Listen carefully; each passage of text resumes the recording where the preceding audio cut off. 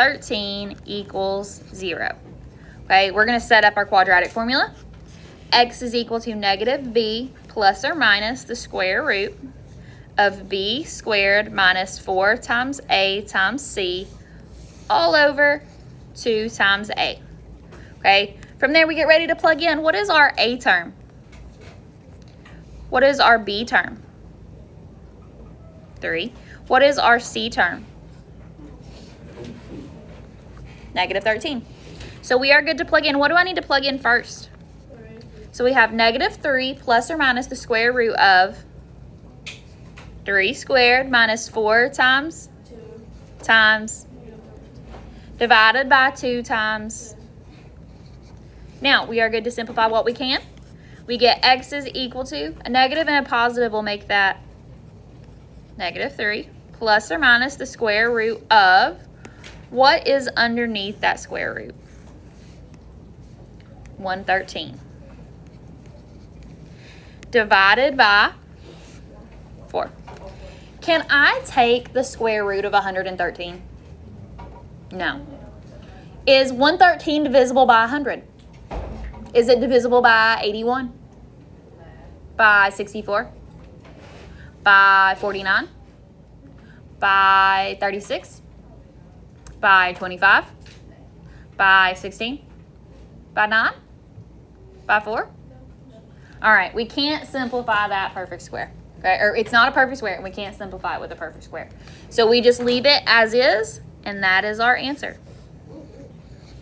I like when they're like that. All right, now we're going to look at question 12.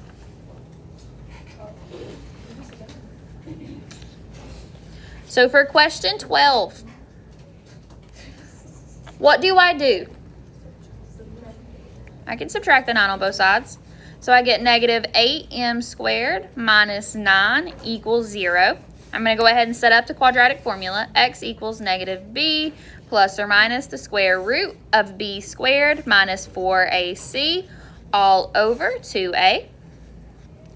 And what is my a term for this one? Our a term is negative a because that's what's in front of the squared. What's our b? 0. There is not a b term, right? There is not just a plain m term. What is our c term? Negative 9. Go ahead and plug that in for me.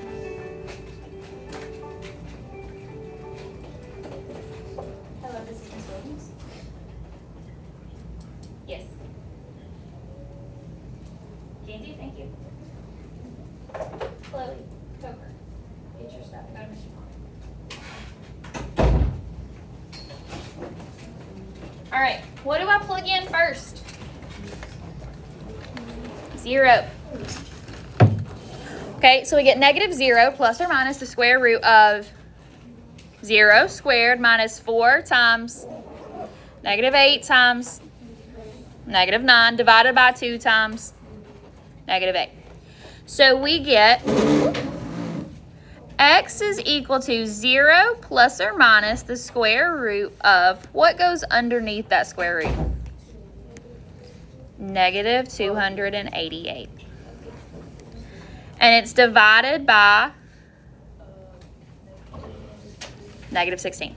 All right, so we can simplify that a little bit. We can split it into negative 1 times the square root of 288. Now, like I said, you're not going to be expected to simplify ones that big, okay? But that is simple. You can simplify it by taking out a square root of 144 times the square root of 2.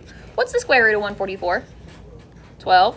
And then we can't take the square root of 2, so we get 12 times the square root of 2. What is the square root of negative 1? So if I have I times this 12 times the square root of 2, how do I write that? There we go. Now, we can go ahead and write our answer. Do I need to put the 0 there?